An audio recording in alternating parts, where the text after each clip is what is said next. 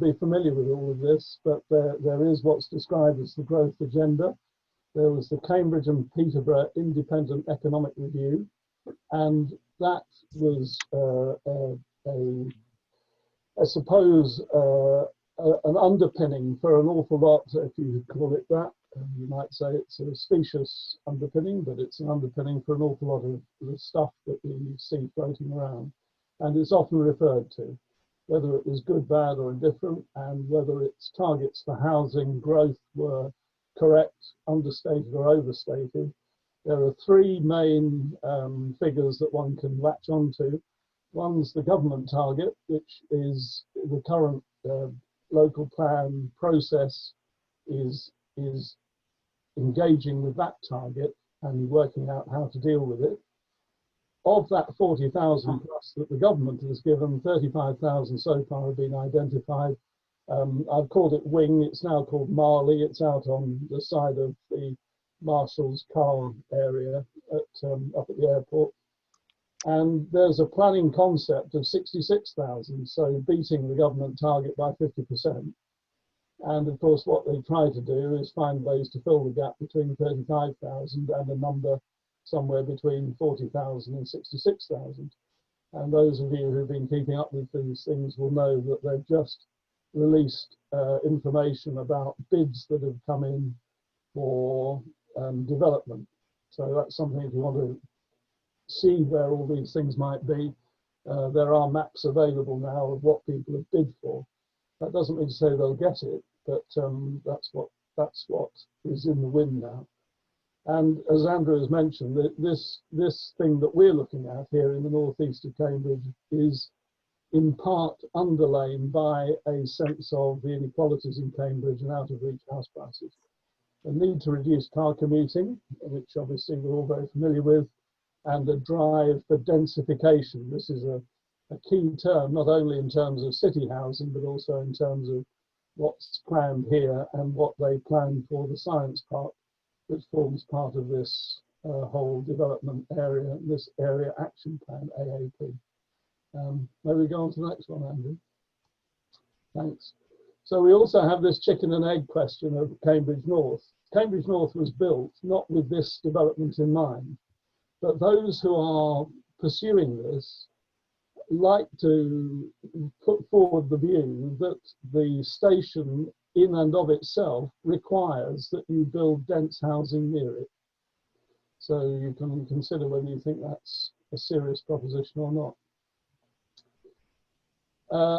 What drove this forward in the end was the Housing Infrastructure Fund, which was a brief, time-limited £2 and a bit billion fund, which has generated £200 million to move our sewage works somewhere else.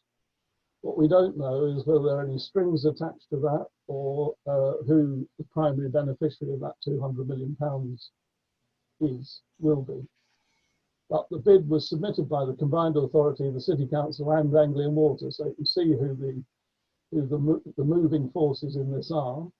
And the money machine cranked over and £200 million came out with the purpose of moving the sewage works. And of those, the City Council and Anglian Water are the landowners of the sewage works, and they have entered into a joint venture. And there is a master developer whose identity we don't know, and this has all been agreed 2 years ago by the City Council.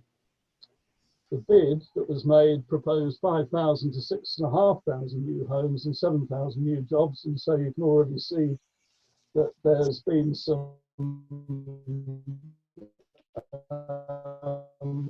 inflation of numbers, particularly in relation to the new jobs promised by it. And you might say to yourself, well, who was behind all of this? And the answer is a lady called Fiona Bryant, who revels in the title of Strategic Director in the planning department of the city, now the joint planning with City and South Cambs.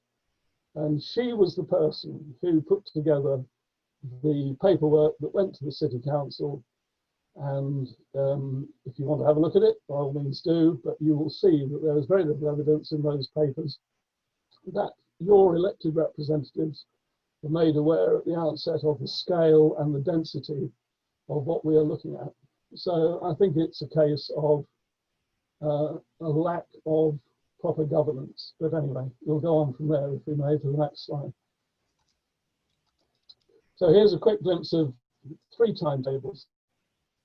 The first is moving the sewage works, and you will have seen various bits of information coming out about the 3 alternative sites. There is some current consultation taking place about those.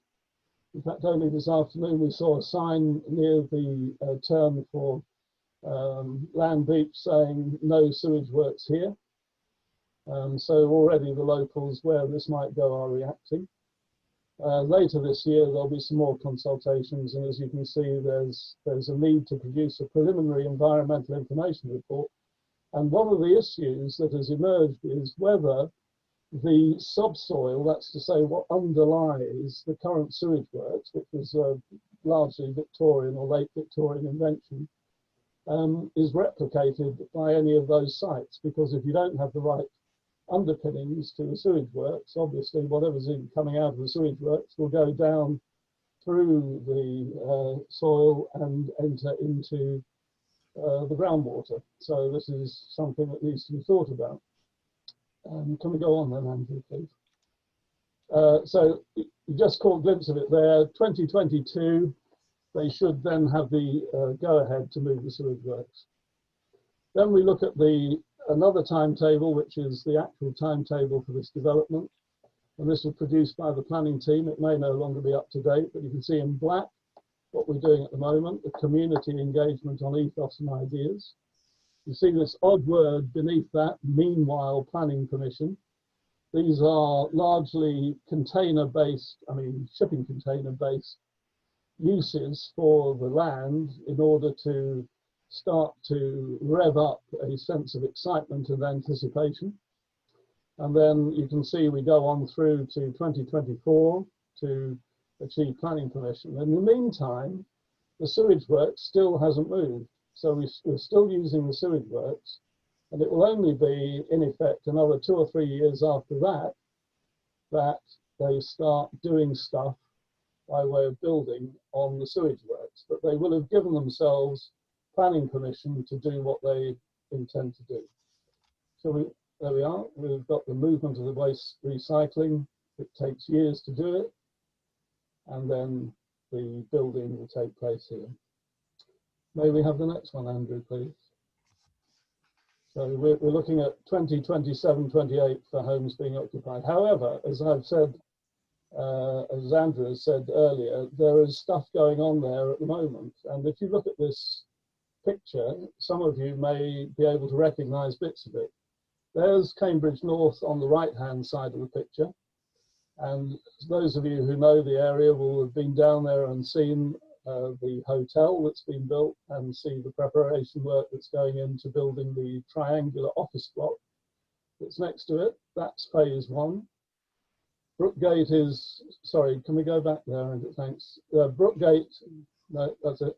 Brookgate is going to be consulting on phase 2, and that's, if you like, the next triangle along to the left, where you can see various large blocks.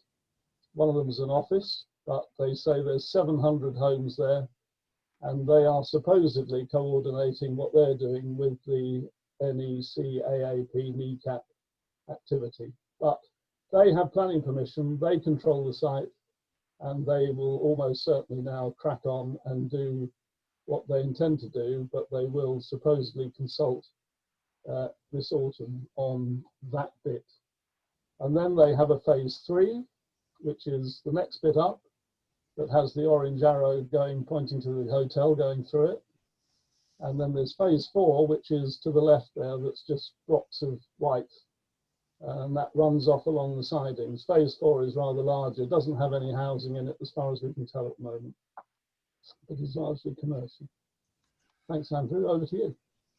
Okay, so I think it's worth taking, getting a bit of bad news, but when we started off, there are a number of kind of ideas given to us about how to make this development, good based on kind of developments that have been going on in Scandinavia and Holland. and particularly ideas around a planner called Jan Girl, who's a Scandinavian planner, and his idea is what he calls cities for people, where basically the development is based around people rather than cars, and having a mixed uses, so that business, housing, retail, all kind of mixed up in a fairly fine scale, like quite a lot of older cities in Europe are, and providing kind of a vitality and life on the street and independent shops and all that kind of thing. So we certainly sort of signed into that, and I thought that was all really good. Another good idea was the idea of, it's called a green bridge over Milton Road. Basically, it's a tunnel that would go underground for that stretch of Milton Road, so that on top could be a green park and people could get across really easily. So that seemed good. Another idea, and again, people have different opinions about that, but there wouldn't actually be cars on site because it wouldn't be necessary, because it's very condensed. And if you need to go somewhere else, you can go by train, you can get the guided bus and all that kind of stuff, and you can get around by bike fairly easily. So that would be good as well. And I also had this idea of car bombs. So if you did have a car, you keep it in a multi-storey car park by the A14, and then you drive down the A14 and go somewhere. And that would keep the cars away from the actual development, and it would also mean that cars would be disincentivised very heavily to go down Milton Road, because you'd have to do a big kind of detour, so it would be far quicker to do something else.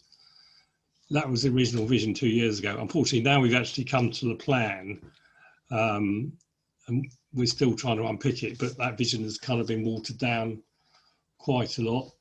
So what we see in terms of cities for people, what we actually see in the Brookgate developments is something a bit like CB1 around the station. So you've got a fairly ugly monolithic hotel, which precludes using that site for things that would be a lot better for the community, probably.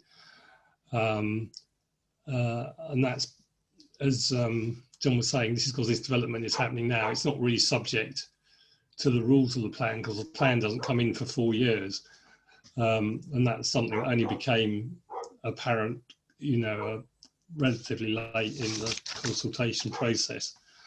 And if we see what Brookgate's done in the rest of the city around CB1, I don't think we're filled with optimism about the sort of thing we're going to get around there. So the idea of the tunnels gone. So we're back to normal Milton Road. There might be a bridge over it of some sort. Might have a pot plant on it or something to make it green. I don't know, but that's gone by the wayside. The no cars thing has been replaced by cars being discouraged. So things like 20 mile an hour limit, which I make a big thing of, but yeah, so we've got 20 mile an hour limits anyway, and they're not enforced. So that's not as good as it was. And the car barns, well, the idea of having the car barns on the edge of the development, but they just built a multi-storey smack in the middle of the development at the entrance to the science park. So anyone going to park there has obviously got to come down Milton Road, and add to the general clog up on at the top of Milton Road, whichever way they're coming. So what the original concept is already being undermined by developments by the science park and the likes of Brookgate.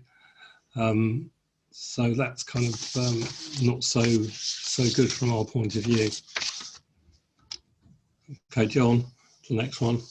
Thanks, Andrew. The thing I think one needs to bear in mind, going back to one of Andrew's first slides, is